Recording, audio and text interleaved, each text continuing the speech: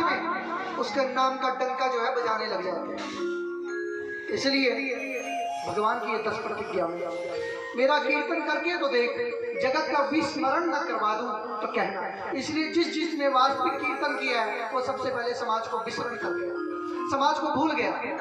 तो या तो देखो, कीर्तन करने का फल क्या है? कीर्तन करने का फल ही यही है कि जब आप स्वयं को भी भुलाना शुरू कर देते हो, आप अपने में नहीं रहते, आप में आवेश आ जाता है, रो रो कर तालियां बजा बजा कर भगवान का कीर्तन होने लग जाए। इसलिए भगवान के लिए स्वयं को रुलाना चाहिए। कीर्तन वही होता है जब तालियां बजा बजा कर। एक स्थिति ऐसी आती है जब आप आंखें बंद करते हो और भगवान का कीर्तन करते करते आपका गला भी अवरुद्ध हो जाता है। ऐसा हो जाता है कि अब वाणी ना निकले। क्यों? जब वो बोलता है तो उसके आंसू निकलते हैं, तो वो कंट्रोल नहीं होने की स्थिति में हो। इसलिए ये एकांत का विषय होता है। जब एकांत में कोई भजनानंदी भजन करता है तो खूब एकांत में ही होता है, क्योंकि समाज जगत ऐसा है कि उसके रोने को भी आडंबर बताकर, उसको नाटकबाज बताकर उसे समाज में कहीं ना कहीं बुरी ही उसकी ख्याति रखी।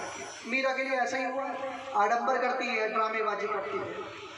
मेरा बनकर तो देख, हर एक को तेरा ना बना दो तो कहना।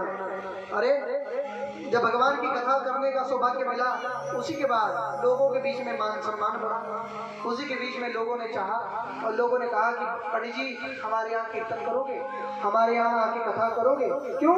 ये सब कथा का प्रभाव है, भगवान की महिमा का प्रभाव है। अगर हम भगवान की महिमा नहीं करते तो लोग क्यों बुलाते? इसलिए भगवान की महिमा। मेरे चरित्र का मनन कर तो देख, ज्ञान के मोती तुझ में न भर दूं तो कहना। जो भगवान के चरित्र को गाता है, उसमें भगवान के चरित्र को गाते गाते उसके अंदर वो सर्वश्रेष्ठता आने लग जाती है, उसके अवगुण दूर होने लग जाते हैं। मुझे अपना मददगार बनाकर और तुम्हें सबकी गुलामी से ना छुड़ा दूं तो कहना। ये बात सत्य है। जो भगवान को अपना मददगार मानता है वो समाज के ना किसी रिश्तेदार को, ना समाज के किसी पड़ोसी को, ना किसी को भी अपना मददगार नहीं मानता, क्योंकि वो यही मानता है कि इसके रूप में भी मेरे भगवान ने, ठाकुर ने प्रेरणा दी है, तभी ये काम हो रहा है। देखो, ये भागवत भजन, ये कथा हो रही है, अगर यहाँ पे भगवान ने प्रेरणा दी है तभी ये अन्न का, ये सारी प्रेरणा कहीं ना कहीं भगवान की, कहीं ना कहीं आप लोगों के अंदर कोई ना कोई जिज्ञासा है, आपका अंदर प्रकाश है, तभी आप घरों से बाहर निकल के आ रहे हो।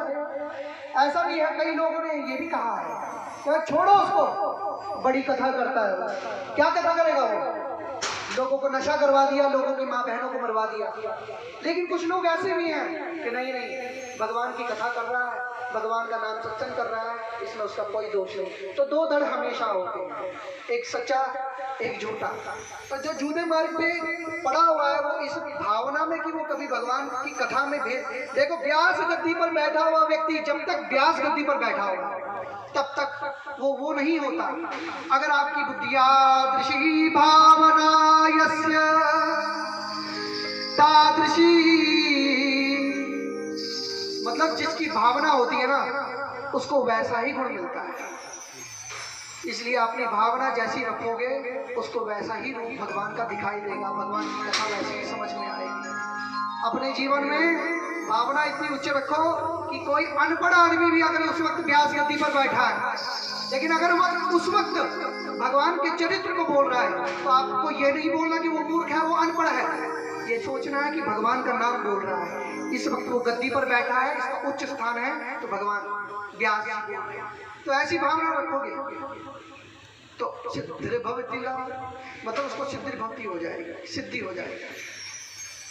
दुख हो जाता है कभी कभी कि हम जो करते हैं उसके बीच में भाव आता है कभी कभी।